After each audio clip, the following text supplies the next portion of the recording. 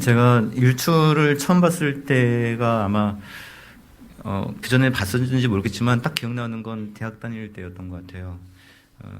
고신대학교에 행사가 있어가지고 1박 2일을 고신대에서 보내면서 이제 자고 있었는데 새벽에 고신대학교 그 부회장이 저를 이제 깨우더라고요. 고신대 오면 이걸 꼭 봐야 된다고. 그래서 이제 저를 이제 데려갔는데 고신대에서 해 뜨는 게 이렇게 보이더라고요. 그때 처음 본 것 같아요. 했던 그냥 기억나는 걸로는 고등학교 때도 한번 했던 걸 보려고 막 했던 것 같은데 그냥 기억나는 건 그때가 기억이 나요. 근데 정말 고신대가 다른 걸 모르겠는데 학교 위치는 정말 좋은 것 같아요. 바다가 보이고 해가 뜨게 보이는 게. 근데 그때는 젊었었는지 그냥 별 감흥이 별로 없었어요. 그냥 학교 위치가 정말 좋구나. 그냥 그런 생각만 들었고 해가 요만하게 보여요. 요만하게 빨간 게 이렇게 이제 그때가 그렇게 겨울이 아니었기 때문에 그냥 밝은 때 이렇게 조그맣게 이렇게 떠오르는 것을 봤었던 기억이 있습니다. 그러다가 얼마 전에 며칠 전에 어느 숙소에서 그때 이제 바닷가 근처의 숙소에서 해가 뜨는 것을 본 적이 있는데 그때는 해가 이만하게 뜨더라고요. 어렸을 때 대학 때는 이만하게 해 뜨는 걸 봤는데 해가 이만하게 이렇게 떠오르더라고요. 그러니까 위치나 어떤 그런 계절이나 이런 것 따라서 좀 다른 것 같아요. 특별히 이제 겨울에 떠오르는 것을 이렇게 봤었는데 정말 그 해가 떠오르면서 그 어둠을 밀어낸다고 해야 되나요? 막 이런 느낌. 맨날 서쪽에 사니까 해 지는 것만 보잖아요, 우리는. 그죠? 해 떨어지는 거 보지. 맨날 그 노을만 보다가 해가 이렇게 떠오르면서 이렇게 그 어둠이 이렇게 겨울이었으니까 더 어두울 때 이렇게 떠올랐는데 막 이것을 몰아내는 것을 이렇게 볼 때 어떤 큰 좀 감흥이라고 그래야 되나요? 이런 것들을 좀 느껴지게 됐습니다. 어둠을 몰아내고 그 떠오르는 태양을 바라보는 그런 경험과 희열은 민족과 나라를 초월해서 갖는 모든 사람들의 경험인 것 같아요.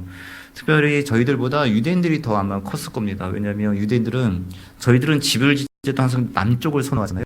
남향을 선호하는데 유대인들은 그렇지 않고 이스라엘 백성들이 동쪽을 굉장히 선호하거든요.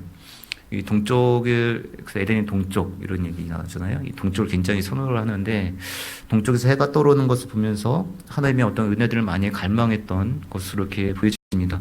오늘 시편 기자 역시 그 떠오르는 빛을 바라보면서 소망을 품는 그런 노래인데 1절을 보시면 요셉의 양떼같이 인도하시는 이스라엘 목자여 귀를 기울이시고 그룹 사이에 자정하시니여 빛을 비추소서 이렇게 기도하고 있죠.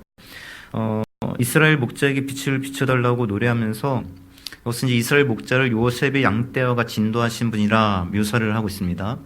요셉의 양떼들을 2절에서는 에브라임, 므낫세, 그 다음에 베냐민 지파 이렇게 세 개의 지파를 지금 지칭하고 있죠.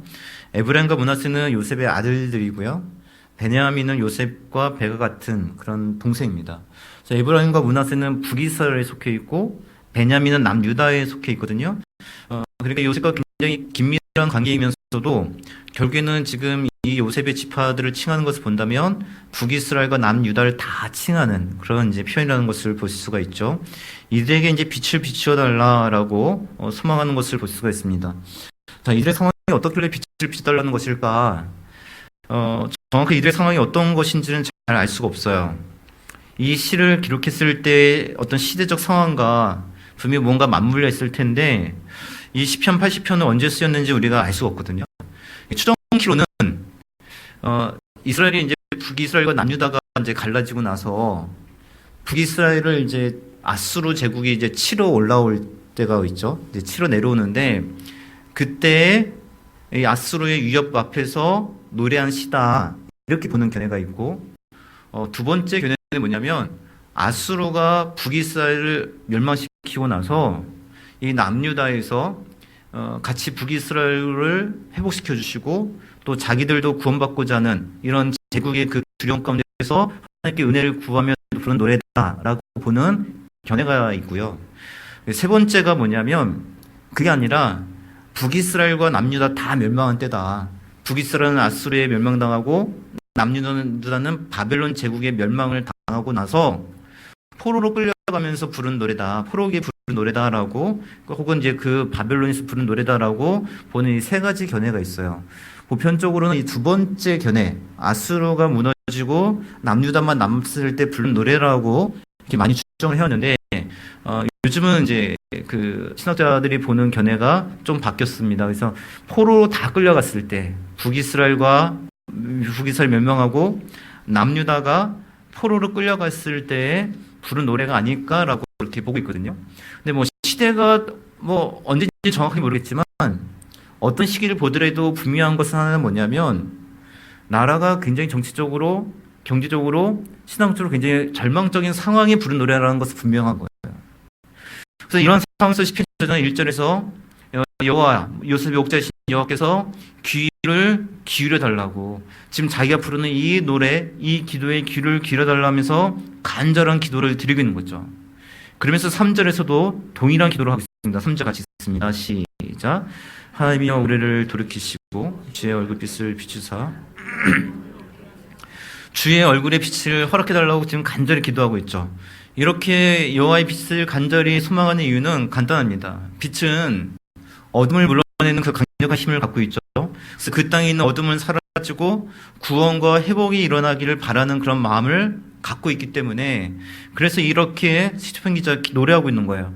그러기에 시편 80편에서 빛이라는 그 의미적 표현, 이 빛이라는 단어를 사용할 때 항상 같이 따라 붙는 게 뭐냐면 구원과 회복이라는 단어가 연결지어서 같이 붙는 것을 볼 수가 있죠. 그래서 2절과 3절에서도 빛을 비춰주심으로 구원 얻게 해달라고 이야기하고 있고, 7절도 마찬가지입니다. 우리 7절도 같이 씁니다. 시작.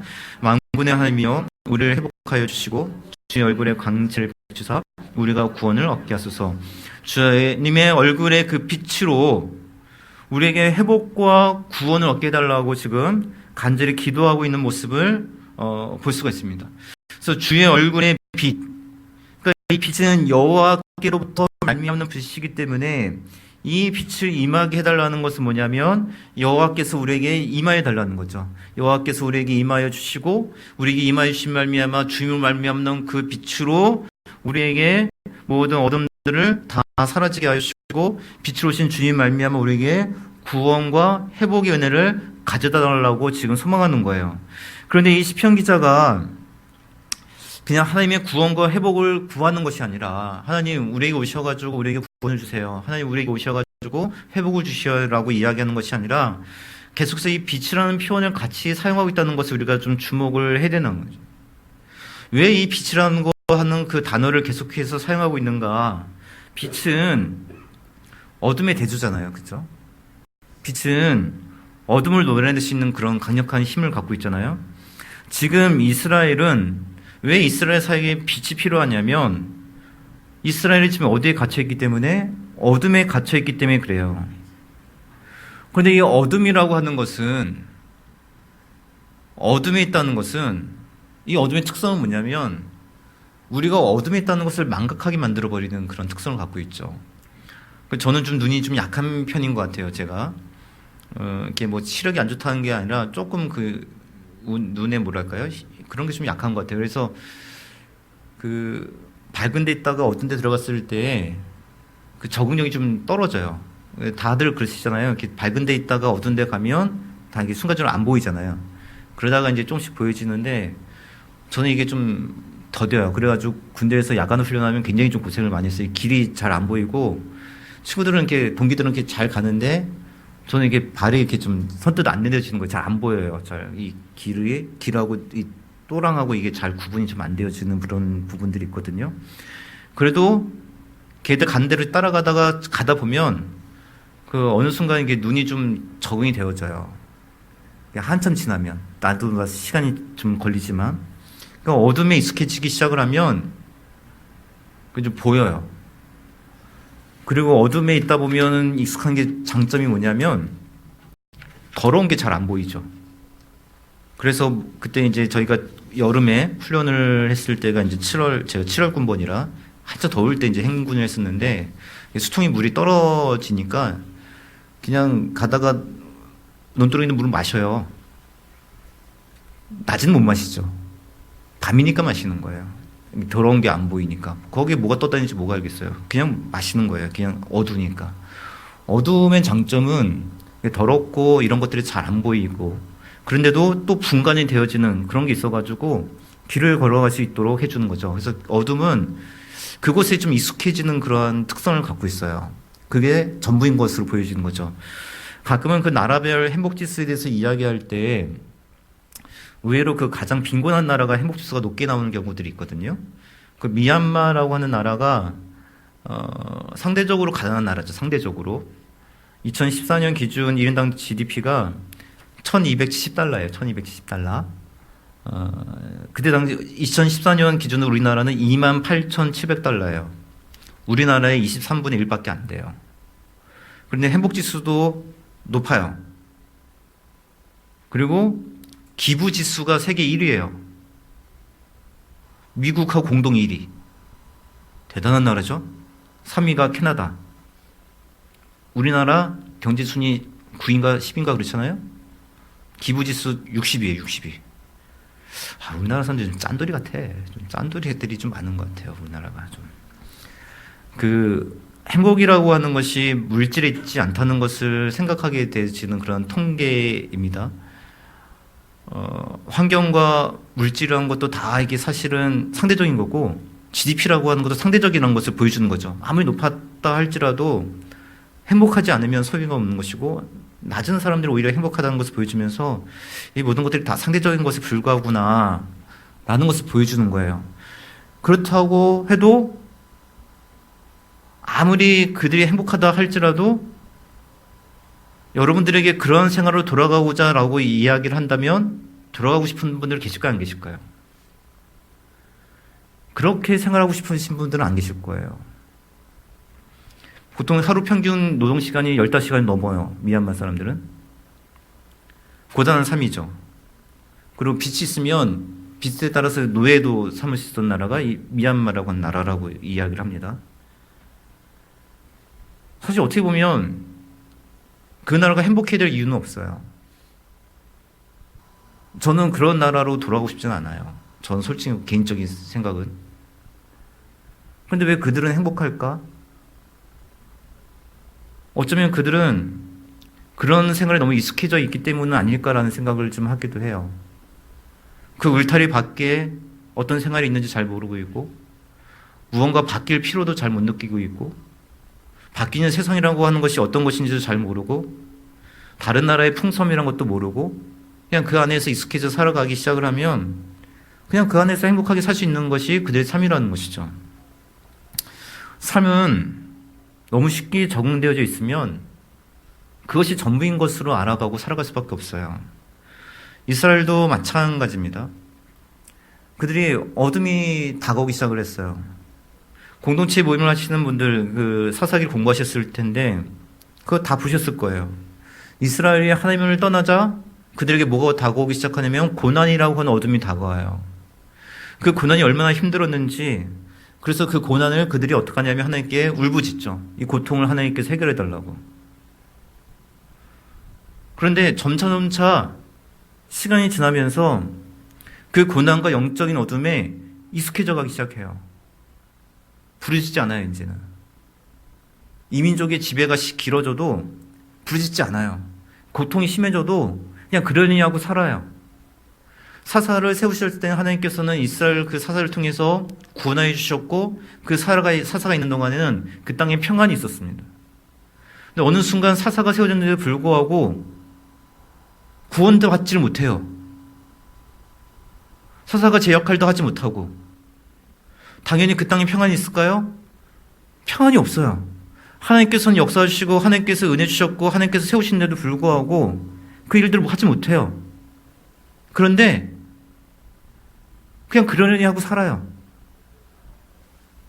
그냥 그 안에 갇혀 사는 거죠. 그 안에서 부자가 있었을 것이고, 그 안에서도 행복한 사람도 있었을 것이고, 그 안에서 여러 가지 즐거운 사람도 있었을 것이고, 상대적으로 힘들게 느낀 사람도 있을 것이고, 똑같았을 거예요. 그냥 그 안에서 그렇게 살아가는 거예요. 조금씩. 이스라엘은 어둠에 익숙해져 가기 시작합니다. 북이스라엘이 아수르에서 위협받는 순간에도 그들 하나님께 은혜를 구하지 않아요. 북이스라엘이 무너진 것을 눈에 봤어요. 두려워요. 이사야가 와서 남유다 왕에게 하나님께 징조를 구하라고, 은혜를 구하라고 이야기합니다. 안 구해요. 익숙해요. 이대로 살아가면 되는 거예요. 이 안에서도 잘 사는 사람이 있고 못 사는 사람이 있는 거예요. 바벨론이 가져오는 그 두려움에 점점 익숙해지기 시작해요. 어느 날 바벨론이 서들어서 남유다를 멸망시키고 고통을 당하고 두려워하고 포로를 끌려가면서 수치심을 느낍니다. 우리가 하나님의 백성인데 이방 민족에게 포로를 끌려가다니, 그런 수치심을 느꼈는데 익숙해져 가기 시작해요. 거기 살다 보니까 바벨론 문화가 너무 좋은 거였어. 그들은 바벨론 사람들을 동경하고 하나님의 은혜, 하나님의 자녀라는 그런 표식을 몸에서 지우려고 노력을 하기 시작합니다. 그 안에서의 풍성함이, 그 안에서의 성공을 누리기 위해서 온갖 노력을 하기 시작해요. 그 안에 점점 동화되어져 가기 시작합니다. 그냥 그렇게 살아가요. 그게 어둠인지 몰라요. 그냥 그 안에서 잘 사는 사람이 있으니까 그 안에서 잘 살면 되는 것이고 남들보다 더 많은 것을 가지면 될 뿐이에요. 그리고 남들보다 더 많이 가지면 성공한 거고 하나님께 복 받은 것이라 생각하면서 그냥 그 안에 살아가기 시작을 합니다. 그것이 당연한 문화의 흐름이고 그것이 당연한 인식의 흐름이라고. 아니, 촌스럽게 지금 이 세상에서 할례를 받는다는 게 무슨 뜻이야? 왜 이런 표시를 남겨가지고 사람들 앞에 살아가기 힘들게 만들어? 촌스러운 것, 없애버려야 될 것, 구습의 얼매인 것, 새로운 인식의 흐름, 새로운 시대에 맞는 흐름, 그다음 바벨론에 있고 바벨론 문화를 입고 바벨론 환경 속에 살아가기 시작해요. 그리고 그 안에서 익숙해져 가면서 그 안에서 잘 사는 사람, 조금 더 잘 살기 위한 사람, 그렇게 더 많은 노력을 해가기 시작하는 거죠. 어둠이 있다는 것을 몰라요. 그러나 시편 기자는 이스라엘에 어둠이 있다는 것을 발견하기 시작합니다. 그 어둠을 몰아내야 이스라엘 백성들에게 회복이라는 거예요. 그래서 지금 이스라엘 가운데 가장 필요한 것은 구원과 회복을 가져다 주는 여호와의 빛이 진실로 필요하다는 것을 간절히 소망하는 거예요. 그래서 이 시편 기자는 빛을 허락해달라고, 여호와의 영광의 광채를 우리에게 허락해달라고 그렇게 간절히 소망하고 있는 것이죠. 그리고 구원과 회복의 빛을 간절히 바라던 시편 기자의 소망은 예수 그리스도를 통해서 이루어지기 시작합니다. 예수님은 이 땅에 참된 구원과 회복을 주시는 빛으로 오신 거죠. 그러게 요한복음 12장 36절에서 예수께서는 이렇게 얘기하십니다. 나는 빛으로 세상에 왔나니. 빛으로 왔다라고 얘기하죠. 나를 믿는 자는 어둠에 거하지 않도록, 어둠에 처하지 않도록, 그 어둠 가운데 거하지 않도록 내가 빛으로 왔다라고 말씀하시는 거예요. 시편 저자의 바람대로 예수께서 이스라엘 땅 위에, 유대 땅에 밝은 빛을 비춰주시기 위해서 베들레헴이라고 하는 작은 마을에 오셨고, 또 유대 베들레헴 비추던 그 예수님의 영광의 빛은 유대 땅을 넘어서 사마리아 땅을 넘어서 그리고 온 이방 땅 가운데, 그리고 한국 땅에도 구원의 빛이 임하기 시작을 했습니다. 우리에게 구원의 빛이 임하기 시작하면 말미암아 한국 땅에 올라온 은혜의 빛이 일어나기 시작했죠. 가난과 절망, 고통에 시름하던 이 땅 가운데 새로운 영을 주신 말미암아 생명이 돋아나기 시작했고, 새로운 기회를 하나님께서 허락해 주신 거예요. 어둠이 있던 이 땅 가운데 하나님께서 교회를 세워주신 말미암아 어둠이 물러가기 시작했던 거죠. 예수께서 이 땅 가운데 오시고 복음이 이 땅 가운데 전파되어서 한국 땅에 교회가 세워졌을 때 제일 먼저 일어나는 운동이 뭐냐면 회개운동이에요. 왜 회개운동이 일어났을까요? 그 전에 어둠이 있었기 때문에 더러운 게 보이지 않았죠. 그러나 예수님의 영광의 빛이 비춰지기 시작하자 뭐가 드러나기 시작하냐면 더러운 것이 드러나기 시작할 수밖에 없어요. 그래서 그들은 그것을 인해서 회개하고 주님 앞에 죄를 자복하면서 통회하는 그러한 놀라운 회개 운동이 시작하게 된 겁니다. 이것을 통해서 변화가 일어나기 시작했고 한국 사회가 풍성함을 누리게 됐습니다.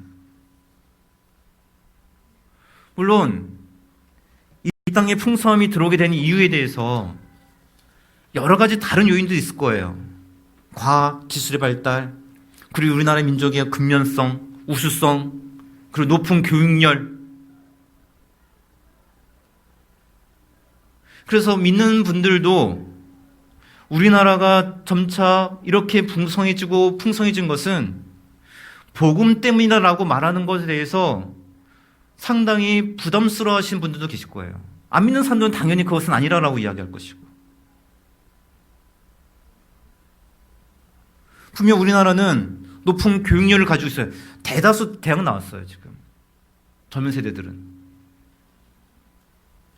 세계 최고의 높은 그러한 학력을 갖고 있는 나라가 우리나라고, 세계 최고의 가전기업이 있는 나라가 우리나라입니다. 자동차 생산량 세계 5위예요, 우리나라가. 민족이 우수함이 있죠. 그러나 우리나라가 복음을 받아들이기 이전에는요, 우리나라가 그렇게 근면한 나라가 아니에요. 우리나라 사람들이 부지런한 사람이 아니라고요. 우리나라 사람들은요, 술 엄청 좋아하는 사람들이에요. 술 먹으면 다 용서되는 나라라고요. 한량이란 말이 왜 나오는데요? 술 먹고 가물을 즐기고 여러 성적인 그런 범죄 많았던 나라가 우리나라예요. 근면한 민족이 아니라고요. 복음이 들어오기 전에 온갖 전통이 얽매여 있던 나라가 우리나라예요. 온갖 미신에 얽매여 있는 나라가 우리나라라고요. 뭐 하지는 못해요. 뭐 할 때마다 점을 봐야 돼. 사주를 봐야 돼. 뭐 할 때마다 뭘 해야 돼. 뭐 할 때마다 제사를 지내야 돼. 고사를 지내야 돼. 별의별 모든 것들이 많았던 나라가 우리나라예요. 우리나라가 과학적으로 우수한 나라라고요? 그런 얘기가 어디 있어요. 우리나라는 과학을 무시했던 나라예요. 뛰어난 사람이 있었다 할지라도 그것도 무시했던 나라예요. 복음이 들어오기 전에 과학과 여러 가지 기술과 모든 것들이 발판에 이루었던 모든 발판이 이뤘던 건 뭐냐면 복음의 은혜예요. 얼마나 선생님들이 봤을 때 술에 떠들어 있으면 술을 금지했겠습니까? 복음으로 기독교 사회에서 술이 금지된 나라는 우리나라밖에 없을 거예요. 얼마나 술을 좋아하면, 얼마나 술 때문에 모든 것을 탕진했으면, 얼마나 많은 사람들이 도박에 빠져 있었으면, 도박으로 전 재산을 탕진한 나라가 우리나라 사람들이라고요. 복음이 있었기 때문에 이것들이 잘못됐고, 복음이 있었기 때문에 그런 여러 가지 구습, 미신에 정할 수 있었던 것이고, 이런 것으로부터 참된 자유와 해방을 가져왔기 때문에, 그래서 우리가 여러 가지 것들을 가지고 다시 회복을 나아갈 수 있는 그런 발판을 마련해 주는 것이 복음입니다, 복음. 복음이 이 땅에 구원과 회복, 풍성을 가져왔죠. 그리고 우리에게 편리함을 가져왔어요. 우리는 미얀마처럼 15시간씩 하루에 15시간 이렇게 일을 하지 않아도 살 수 있는 나라가 됐습니다. 그런데 한국 사회와 교회는요, 지금 이 풍성함의 어둠 속에 지금 점점 잠식되어져 가고 있어요. 편리함 속에 점점 잠식되어져 가 있어요. 풍성함이라고 하는 것은 예수께서 우리에게 은혜 안에서 주어지는, 더불어 주어지는 것이지 그것 자체가 복은 아니거든요. 그리고 예수 그리스도를 따라갈 때 하나님께서 우리에게 허락해 주시는 것 중에 하나가 풍성함일 뿐이지 그것 자체가 복이 아니에요. 그런데 우리는 그 풍성함에 갇혀가지고 우리는 다시는 그 빛을 잃어져 가고 있는 거예요. 빛을 오신 예수님에 대한 소망과 기대감이 세상은 사라져가고 있는데 우리는 같이 그 문화 속에 같이 젖어 들어가고 있습니다. 생사는 성탄에 대한 즐거움을 잃어버린 지 오래죠. 근데 우리들도 마찬가지인 것 같아요. 오늘 한국교회는 교회 내부적으로도 뿐만 아니라 외부적으로 큰 어둠에 처해 있죠. 지금 한국교회 안에는요, 규탄과 비난이 있어도 탄식은 없어요.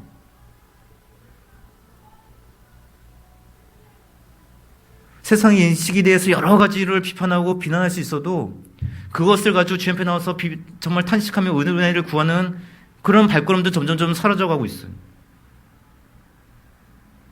여러 가지 미래에 대한 두려움, 세상의 두려움, 마치 바벨론같이 우리를 위협하게 하는 그런 많은 두려움이 있지만 그 두려움 앞에서 정말 주님 앞에 은혜를 구하고 주님 앞에 징조를 구하고 기도하는 그런 심령들은 점점 발걸음들이 사라져가고 있습니다. 예수님이 이 땅에 오심에 대한 묵상과 즐거움들은 사라져가고 있어요. 성경에 대한 지식은 늘어가고 있는데, 제가 보는 목회 월간지가 있거든요. 이번 달 이제 마지막 구독인데 12월호가 왔어요. 저는 의뢰 성탄에 대한 기사가 한두 개는 있을 거라 생각을 했어요. 단 하나도 없어요. 내년에 한국교회가 어떻게 될 것인가? 우린 무엇을 해야 될 것인가? 부흥을 위해서 무엇을 할 거예요?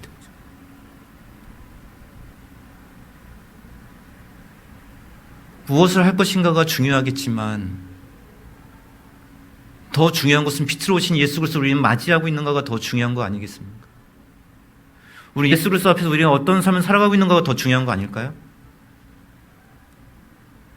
한 군데도 없어요.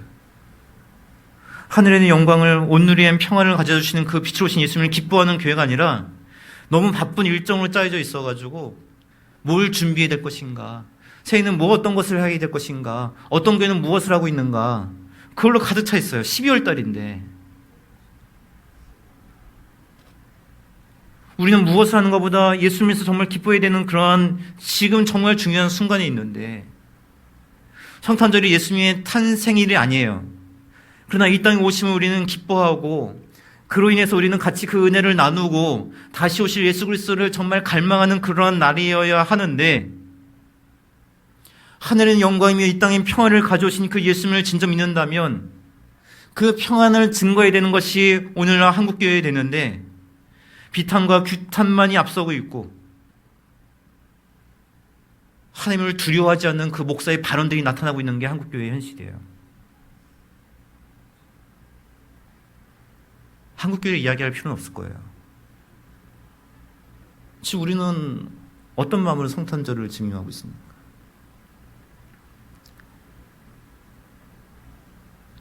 이 땅에 빛으로 오신 예수님을 위해서 구원의 기쁨과 회복에 대한 소망을 가지고 그 성탄의 즐거움을 누리고자 우리는 이 자리에 모여 있습니까? 아니면 편리함 속에 우리는 갇혀 있어서 성탄절 중에 편리하게, 성탄절 중에 그냥 대충 일주일에 그냥, 왜 성탄절은 일주일에 2번 교회에 모이도록 하는 날인지,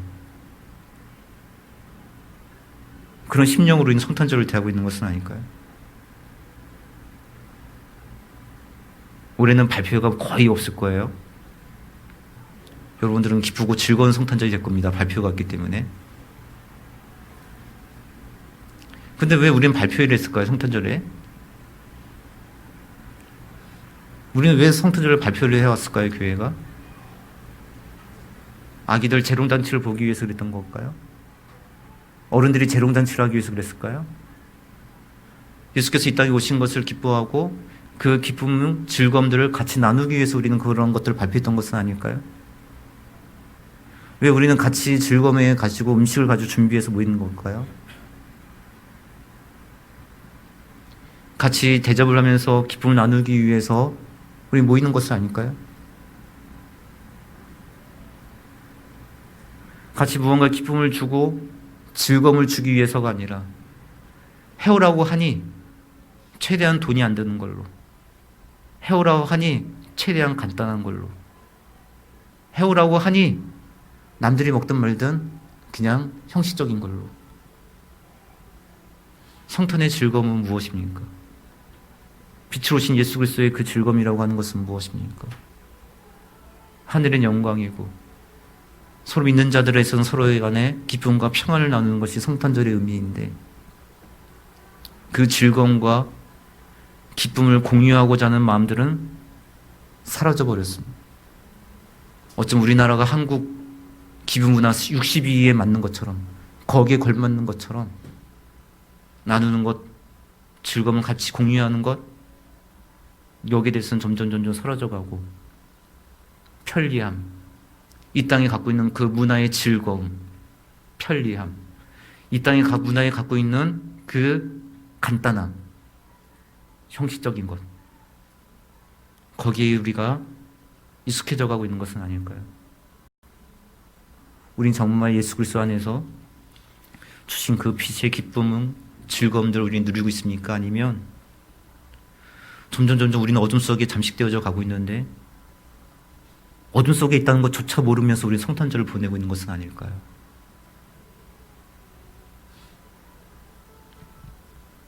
저희가 여러분들에게 이런 설교를 나누는 것은